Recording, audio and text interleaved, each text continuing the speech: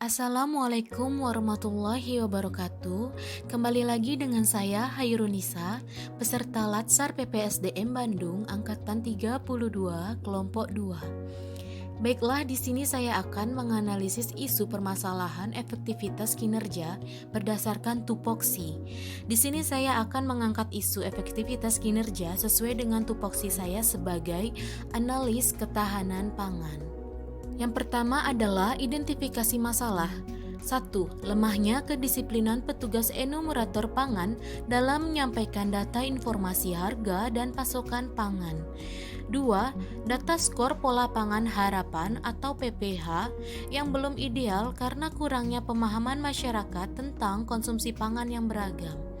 3. Kurangnya fasilitas alat untuk keamanan pangan seperti rapid test untuk menghindari produk pangan yang tidak aman untuk dikonsumsi. Selanjutnya, dilakukanlah analisis isu. Yang pertama, lemahnya kedisiplinan petugas enumerator dalam menyampaikan data informasi harga dan pasokan pangan. Kondisi yang diharapkan yaitu diharapkan petugas enumerator lebih disiplin dan bertanggung jawab, lalu dapat meningkatkan kelengkapan data informasi harga dan pasokan pangan. Identifikasi permasalahan. Yang pertama, kurangnya kesadaran petugas mengenai tanggung jawabnya. Yang kedua, penggunaan teknologi aplikasi belum optimal. Yang ketiga, aplikasi yang digunakan sering mengalami error sistem. Alternatif penyelesaian. Yang pertama, petugas sadar akan tanggung jawabnya.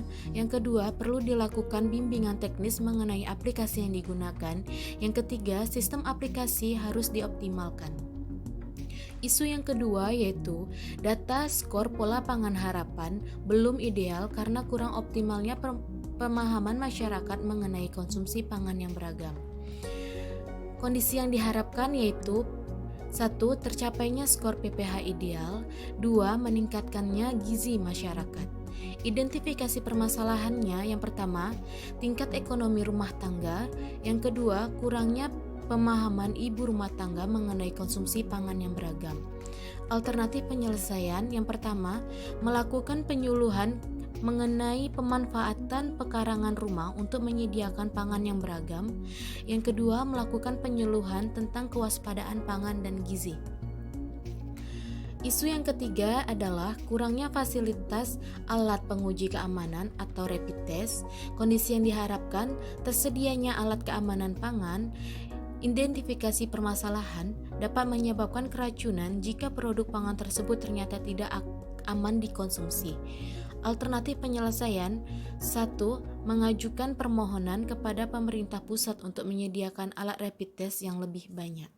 Selanjutnya dilakukan teknik tapisan isu menggunakan metode USG, yang mana analisis ini merupakan metode yang meninjau seberapa urgent atau mendesaknya suatu masalah, seriusnya suatu masalah, dan grow atau seberapa isu tersebut berkembang dengan memberikan skor untuk menentukan prioritas masalahnya. Jadi nanti nilai yang tertinggi itulah yang menjadi prioritas masalahnya. Di sini dapat dilihat bahwa prioritas masalah yang terjadi didapatkan pada isu yang pertama, yaitu lemahnya kedisiplinan petugas enumerator pangan dalam menyampaikan data informasi dan pasokan pangan dengan total skor 13, dan skor ini merupakan skor tertinggi dibandingkan isu-isu yang lainnya. Selanjutnya, permasalahan tadi kita analisis menggunakan metode Fishbone.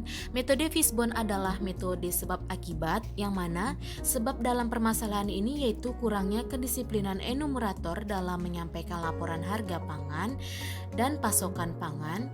Kemudian, permasalahan ini didasari oleh beberapa faktor seperti fasilitas, mekanisme, manusia, dan lingkungan.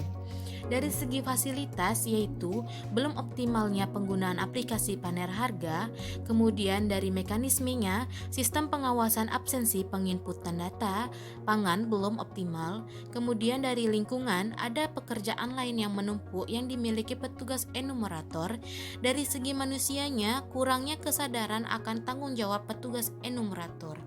Sehingga dari ini semua didapatkanlah akibatnya informasi harga dan pasokan pangan tidak tersampaikan kepada masyarakat dengan baik. Selanjutnya dilakukan analisis SWOT, di mana SWOT adalah S strength yang mana artinya kekuatan, W adalah weakness yang artinya kelemahan, O adalah opportunity yang artinya adalah peluang, dan T adalah threat yang artinya ancaman. Di sini dapat dilihat strength atau kekuatannya dari permasalahan tersebut adalah pekerjaan dapat diselesaikan dengan baik dan benar, kemudian pekerjaan selesai tepat waktu, selanjutnya menjadi pribadi yang lebih bertanggung jawab. Kemudian weakness atau kelemahan menjadi sulit menyesuaikan diri jika terjadi perubahan besar di dalam pekerjaan dan cenderung menjadi pribadi yang otoriter. Opportunity memiliki waktu luang untuk mempersiapkan diri dalam menjalani hari. Selanjutnya suasana hati menjadi lebih tenang.